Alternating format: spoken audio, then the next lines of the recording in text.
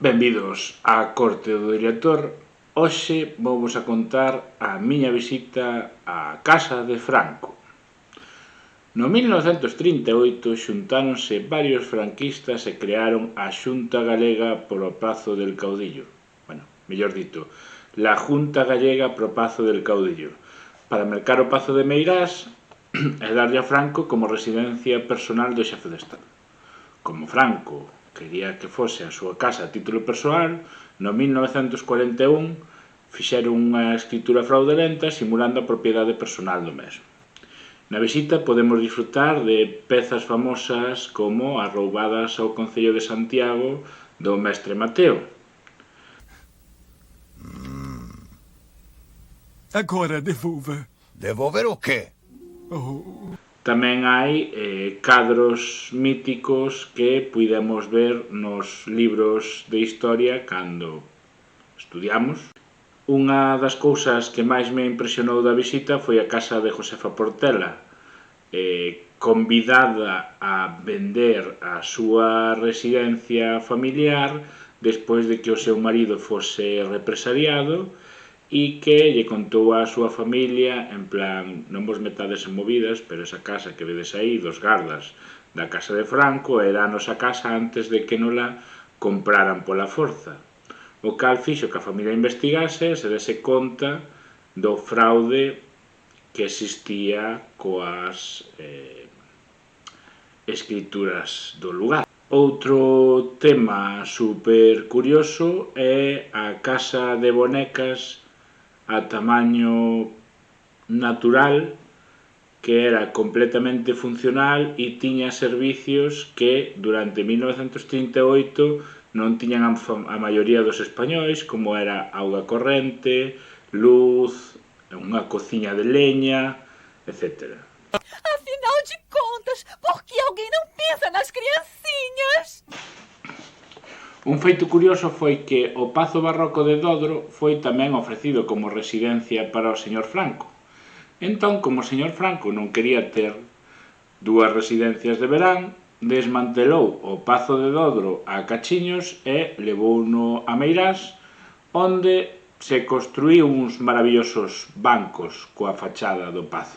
Hai moitos trofeos de caza e cousas bizarras franquistas que non deixan de ser anecdóticas, pero chaman bastante a atención. Ai, como é que eu digo que você é a coisa mais bizarra que eu já vi na minha vida inteira sem te ofender? A porta de acceso ao Pazo de Meirás é un trofeo de guerra, pois, cando tomou o Alcázar, decidiu que o traería para a porta da súa casa. Dende o exterior ainda poden verse buratos de bala na propia porta. Nunha visita a Pontevedra, a Carmen Polo entosóuselle un cruceiro. Dende a Diputación de Pontevedra, temendo que o seu patrimonio fose roubado outra vez, decidiron que a Escola de Canterías faría unha copia e a venderían como un cruceiro mellorado para que teña Meirás. Onde saíra. A visita está completamente vixiada tanto por un guía que nos vai explicando a historia e o percorrido como por cámaras de videovixianza colocadas en todo o recinto. Durante a visita faise moito énfase na figura de Pardo Bazán, chegando a decir como 6 veces o feito de que pasaba 6 meses en Madrid e 6 meses no Pazo. Sabíades que pasaba 6 meses en Madrid e 6 meses no Pazo?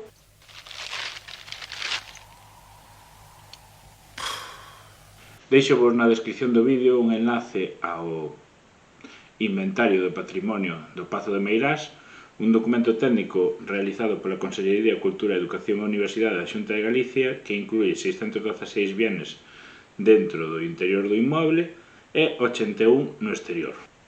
Pasear por Meirás é un exercicio de memoria histórica en tanto que che fai sentir a impunidade coa que o sistema se movía e como podría ser capaz de levar calquer cousa de dentro do Estado español sen ningún tipo de represalia porque ele era o xefe de Estado e como fixo para que ese patrimonio roubado para a xefatura do Estado pasase a ser non só da xefatura do Estado, senón que estivase xa a nome particular da súa familia.